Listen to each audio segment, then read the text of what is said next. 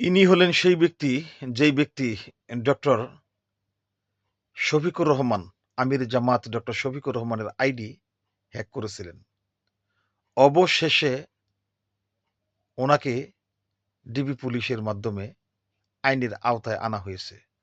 এখন প্রশ্ন হলো, আমরা যারা এটাকে নিয়ে বিভ্রান্তি ছড়িয়েছিলাম, আমরা যারা এটাকে নিয়ে ঠাট্টা বিদ্রুপ করেছিলাম, তাদের কাছে আমাদের এখন এই প্রশ্ন, জাতির সামনে সত্য উন্মোচন হওয়ার আগেই আপনারা কিভাবে ঝাড়ু মিছিল, তারু মিছিল, খারু মিছিল, এই যে আপনারা এই কাজগুলো করেছেন, কিসের ভিত্তিতে এই কাজগুলো করেছেন, এখন জাতি আপনাদের কাছ থেকে জানতে চায়।